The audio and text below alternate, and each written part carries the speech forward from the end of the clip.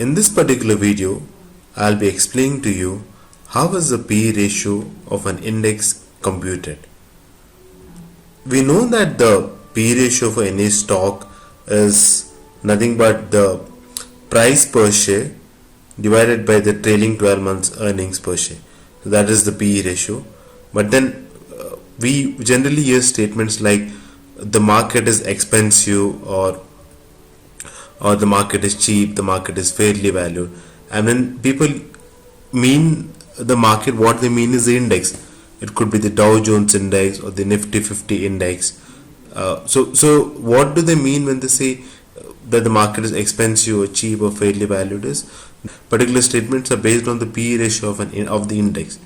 So in this video, I'll be explaining to you how the P ratio of an index is computed. The parameters that we have is market price, total income. Total income is nothing but the net profit, or rather the bottom line of the company for the trailing 12 months at the last 4 quarters. We have the total outstanding shares, and we have the TTM EPS, that is the trailing 12 months earnings per share. And how is the trailing 12 months earnings per share computed? It is obtained by dividing the total income by the total outstanding shares. So 200 also total income. The total outstanding shares was also 200. So the EPS per share will be 1. And we have come across the term called total free float outstanding shares. The free float outstanding shares, I just repeat for the benefit of those who did not watch my previous video. The free float outstanding shares are the shares that are not held by the promoters, and it is these shares that take part in the price discovery mechanism. So generally indexes only use the free float outstanding shares and not all the outstanding shares. So the next column is the total free float market capitalization, the market price per share into the total free float outstanding shares. That is column A into column E. So in the case of Apple, it is 10 into 50, which is 500. The next column is total free float earnings. That is obtained by multiplying the earnings per share, column D, with the total free float outstanding shares. That is column E. So it is 1 into 50, that is 50 for Apple. So this way we compute the total free float market capitalization and total free float earnings for each of these shares, and then we sum it up. So overall, in the overall row, you see the total free float market capitalization, which is sum of all the 5 rows, and total free float earnings, which is sum of all the 5 rows. So now what is the formula to compute the P ratio of the index? P ratio of the index will be the total free float market capitalization to the total free float earnings. We know that the total free float market capitalization is 10,250, total free float earnings is 1,025. Hence the P ratio of the index is 10,250 by 1,025, that is 10. So in this way, the P ratio for any given index can be computed. There will be similar questions as to how dynamic is the P ratio. Yes, the P ratio changes every day for every given point of time. For every change in the price of the components of the index, the P ratio will change. Because the P ratio is nothing but ratio of price to earning. So stocks are traded daily, prices change, and hence the P ratio changes. Okay, so I have taken a live index, that is the Nifty 50 index. Nifty 50 index is the index of the Indian stock market, and at the chart above, what you see is the blue line shows the average P ratio for each of the years. So 2001 to 2016 up to the current date, have the average P ratio for each of the years. So what is the average ratio for 2001, 2002, 2003? That way.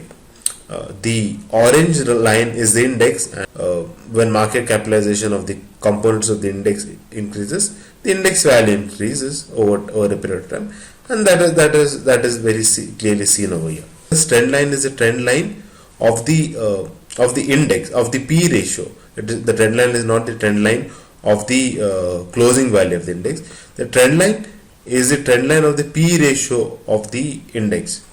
And what you see from the trend line is that As the time has progressed from 2001 to 2016, you will see that on an average the PE ratio has increased.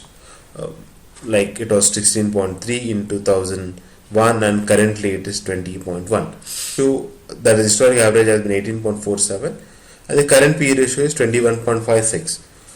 So generally the question that is asked is, are the markets expensive, are they cheap? So what is that's again a subject to question, and there are many because there are many attributes to know whether it is expensive or cheap or fairly valued. But generally the approach is taking the average PE over the last 10, 15, whatever time period, and checking if the current P is higher or lower than the average P. So in this case, the current P, which is 21.56, is higher than the average historical P, that is 18.47. What you see over here is that 2001, 2, 2, 3, 3, 4, the GDP growth rate of this country was lower, and all of a sudden from 2003-4 onwards, you see a significant jump in the growth rate of India, the GDP growth rate of India. And with that jump, you also see an increase in the PE ratio from 14 to 21. But yeah, after that, it has again fallen. Uh, whenever the prices are above trend lines, they do trend to correct. But nevertheless, the PE ratio has from 2005-6 onwards has always been higher than what it was in 2002-2003, for almost at most of the points of time. So what would have happened was that, or rather what the market would have thought was that since the growth rate of the economy is increasing, the it also means that the corporate income will increase, rather the growth rate of corporate income will increase, and higher growth rate of corporate income justifies a higher PE ratio. So that could be one thought due to which the current PE ratio is higher compared to what it was in 2001, 2002, or rather what it was historically. But that's again an hypothesis. The ratios could again longer term ratios, the next 4 or 5 years, could again converge to the historical average, or it might have a new ratio altogether because of higher corporate earnings. But provided those higher corporate earnings are shown over the next few years. So this is the way how PE ratios are looked at, how whether they're seen whether they're expensive or cheap. It is always compared with the historical PE ratio. Certain structural changes in the economy are also looked at as to whether all of a sudden the economy has become more liberal, its macroeconomic parameters have increased significantly. So all these ratios, all these play a value in justifying the PE ratio of the index.